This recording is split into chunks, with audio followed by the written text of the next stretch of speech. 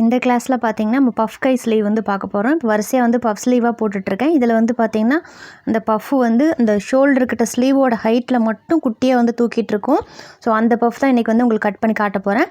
இப்போ இது வந்து லைனிங் ப்ளவுஸில் கீழே வந்து நான் 1/2 இன்ச் வந்து தச்சு திருப்பறதுக்காக மார்க் பண்ணிக்கிட்டேன். ஸ்லீவோட உயரம் வந்து 9.5 இன்ச்சு ரெடி அளவு இருக்கிற மாதிரி மார்க் பண்ணிக்கிட்டேன்.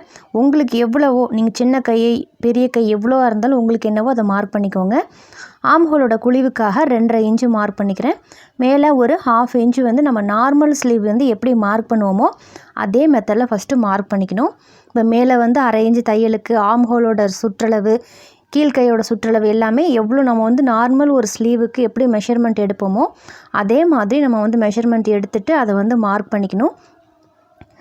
இப்போ நம்ம மேலே வந்து நம்ம நார்மல் ஸ்லீவாக இருந்துச்சுன்னா மேலே அந்த தையலுக்காக விட்டுருக்கோம் பார்த்திங்களா, இந்த 1/2 இன்ச்லேருந்து நம்ம ஆம்ஹோல் பெண்ட் வந்து எடுப்போம்.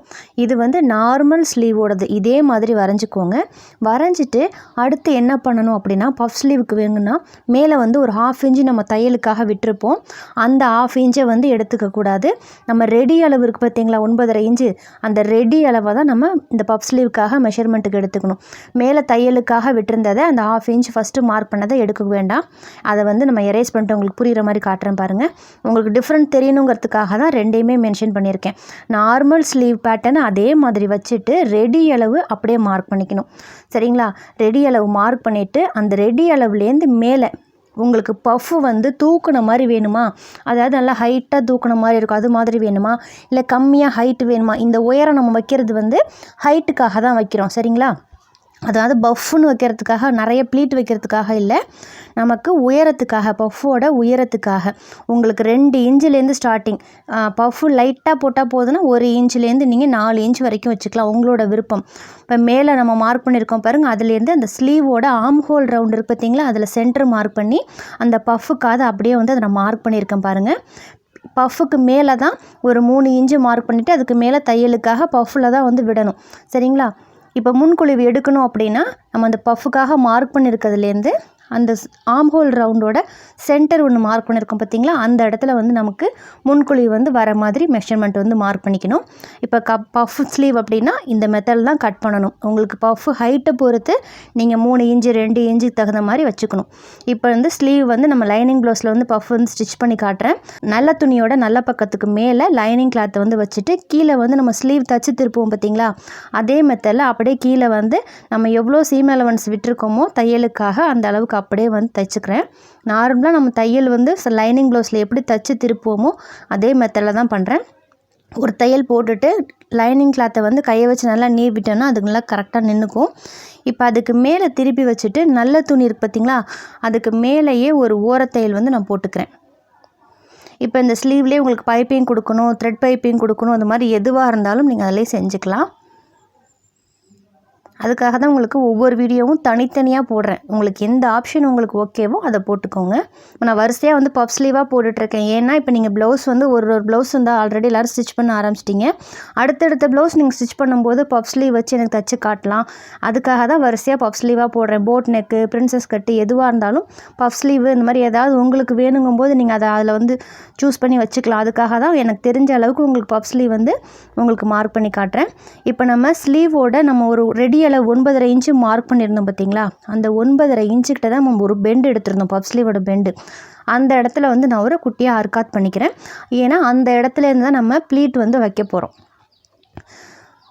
9.5 இன்ச்சு வந்து நமக்கு ஸ்லீவோட ஹைட் எடுத்துருந்தோம் பாருங்கள், அந்த போர்ஷன்லேருந்து அர்க்காத் பண்ணியிருக்கணும். அங்கே அர்க்காத் பண்ணிவிட்டு அதுலேருந்து நம்ம ஃப்ளீட் வைக்கணும். இந்த அர்க்காத்துலேருந்து இந்த சைடு இருக்கிற அர்க்காத் வரைக்கும் 2 பக்கமும் நம்ம ஃப்ளீட் வைக்க ஆரம்பிக்கணும். இந்த ப்ளீட் வைக்கிறதுலையே நிறைய மெத்தட் இருக்குது. நான் அதில் 2 இது உங்களுக்கு காமிச்சிருக்கேன். உங்களுக்கு எது வேணுமோ அதை நீங்கள் சூஸ் பண்ணி வச்சுக்கலாம். இது வந்து குட்டி குட்டி குட்டியாக வந்து நான் ப்ளீட் வந்து வைக்கிறேன். இதுக்கு வந்து கையில் வைக்கணும்னா நீடில் வச்சுக்கோங்க. ப்ளீட் வைக்கலாம், இல்லை கொஞ்சம் பெரிய பெரிய பட்டையாக ப்ளீட் வைக்கலாம். இது வந்து உங்களோட சாய்ஸ். ஒரு ஸ்லீவில் வந்து வச்சு பாருங்கள் எப்படி இருக்குது அப்படின்ட்டு. உங்களுக்கு ஓகேனா நீங்கள் உங்களுக்கு பிடிச்ச மாதிரி வச்சுக்கோங்க. இல்லைன்னா இதில் நான் 2 மாடல் காமிச்சிருக்கேன். இது ஒரு மாடலு.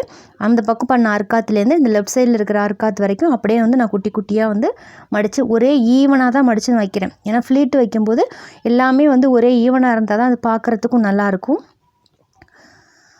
இப்போ இந்த ப்ளீட் வந்து பார்த்திங்கன்னா எல்லாமே ஒரே சைடு பார்த்த மாதிரி தான் வச்சுருக்கேன். இப்போ இது வந்து பார்த்திங்கன்னா ஒரு ப்ளீட்டோட மெத்தடு. உங்களுக்கு இந்த மாதிரி பஃப் ப்ளீட் வச்சு நல்லாயிருக்கும், உங்களுக்கு பிடிச்சிருக்குன்னா நீங்கள் இந்த மாதிரி ட்ரை பண்ணிக்கலாம். இதிலே வந்து பெருசு பெருசாக ப்ளீட் வைக்கிற பஃப்பும் இருக்குது, அந்த மாதிரி வேணாலும் நீங்கள் ட்ரை பண்ணிக்கலாம். வேஸ்ட்டு கிளாத்தில் ட்ரை பண்ணி பாருங்கள், உங்களுக்கு எது வந்து சூட் ஆகுதோ அது வந்து சூஸ் பண்ணிக்கோங்க. இப்போ பஃப் கை போட்டோன்னே இப்படி தான் இருக்கும். இப்போ நெக்ஸ்ட்டு வந்து பார்த்திங்கன்னா நம்ம சுருக்கம் வந்து வைக்கிறது, அதாவது ஆல்ரெடி ஒரு பஃப் ஸ்லீவில் வந்து சுருக்கம் வைக்கிறது உங்களுக்கு நான் போட்டிருந்தேன். இப்போ அதே மாதிரி தான் அதில் சுருக்கம் வைக்கிறது உங்களுக்கு காமிச்சிருக்கேன். அதே மாதிரி நம்ம பஃப்புக்காக நம்ம எங்கே அர்க்காத் பண்ணியிருந்தோமோ அதுலேருந்து தான் எல்லா சுருக்கம் ப்ளீட்டு எதுவாக இருந்தாலும் வைக்கணும். இந்த சுருக்கம் வைக்கிறதுக்கு மட்டும் தையலோட அளவு வந்து நான் இருக்கிறதுலே அதிகமாக வச்சுருக்கேன். 2 வச்சு தைக்கிறேன் அப்படின்னா அது லாஸ்ட்டு வந்து 5 வச்சு அந்த நூலை 2 நூலில் ஒரு நூலை பிடிச்சி இப்படி இழுத்து விட்டோம் அப்படின்னா நமக்கு தேவையான அளவுக்கு சுருக்கம் வந்து விழுந்துடும். சுருக்கம் வைக்கும்போது ஒரே சைடு வைக்காமல் சென்டர் நம்ம அர்க்காத் பண்ணியிருப்போம், ஸ்லீவோட சென்டர் இந்த சைட்லேருந்து வந்து சுருக்கம் வைக்கணும். திருப்பி அந்த சைடு நூலில் இருக்கிற லெஃப்ட் சைடு இருக்கிற நூலை பிடிச்சி இழுத்து அந்த சைடு வந்து சென்டருக்கு வந்து நம்ம சுருக்கத்தை கொண்டு வரணும். ஒரே சைடில் சுருக்கத்தை போட்டு இழுக்கக்கூடாது, அது வந்து பார்க்குறதுக்கு நல்லா இருக்காது. இந்த அர்க்காத்துலேருந்து நூலை பிடிச்சி சென்டர் கொண்டு போகணும், அதே மாதிரி அந்த சைடில் இருக்கிற அர்க்காத்துலேருந்து சென்டரை பிடிச்சி நூலை கொண்டு போகணும். சுருக்கம் வந்து உங்களுக்கு எவ்வளோ டைட்டாக வேணுமா லூஸாக வேணுமாங்கிறது அது உங்களோட விருப்பம். இப்போ நான் ப்ளீட்டு வச்சுருந்தது வந்து கொஞ்சம் பெருசாக அகலமாக இருந்துச்சு ப்ளீட்டு, ஆனால் சுருக்கம் வைக்கும்போது பாருங்கள் குட்டியாக கம்மியாக வந்துருச்சு, அந்த ப்ளீட்டோட அகலம் வந்து கம்மியாயிருச்சு.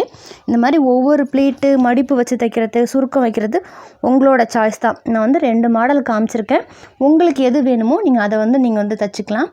இப்போ நம்ம சுருக்கம் வச்சுட்டு அதில் வந்து தையலோட அளவு வந்து நார்மலாக தைக்கிற அளவை மாற்றிட்டு அந்த ப்ளீட் வந்து சுருக்கம் வச்சுருக்கோம் பார்த்திங்களா, அது வந்து மாறி போகாமல் இருக்கிறதுக்காக ஒரு தையல் வந்து போட்டுக்கிறேன். ஏன்னா நூலை பிடிச்சி இழுத்துட்டோன்னா திருப்பி துணி வந்து லூஸ் ஆகிடும், அதுக்காக அப்படி நிற்கணுங்கிறதுக்காக நான் வந்து நார்மலாக தைப்போம் பார்த்திங்களா அது போட்டுக்கிட்டேன். இப்போ வந்து ஸ்லீவில் இந்த சுருக்கம் பாருங்கள், இது வந்து குட்டியாக அகலமாக இருக்கும், அதாவது முன்னாடி வந்து ப்ளீட் வந்து அதிகமாக இருந்துச்சு, இது வந்து கை சுருக்கம் வந்து குட்டியாக வந்திருக்கு. உங்களுக்கு எது வேணுமோ நீங்கள் சூஸ் பண்ணிக்கலாம். இதில் இந்த பஃப் வைக்கிறதுல மெயின் விஷயம் என்னென்னு பார்த்தீங்கன்னா நம்ம பஃப்போட சென்டர் இருக்குது பார்த்திங்களா, அந்த சென்டர்லேருந்து நம்ம ஆம்ஹோலோட ரவுண்டு கரெக்டாக இருக்கான்னு செக் பண்ணிக்கணும். நீங்கள் பாட்டுக்கு கண்ணா பின்னான்னு சுருக்கம் வச்சிட்டிங்கன்னா ஆம்ஹோலுக்கு அப்புறம் துணி பத்தாமல் போயிடும், ஸ்லீவில் ஜாயிண்ட் போடுற மாதிரி இருக்கும். ஸோ 2 ஸ்லீவ்லேயும் பார்த்தீங்கன்னா நான் ஒரே மாதிரி அந்த சுருக்கம் தான் வச்சுருக்கேன். ஆம்ஹோல் 2த்துலேயுமே கரெக்டாக இருக்கான்னு மறந்துடாமல் செக் பண்ணிக்கோங்க.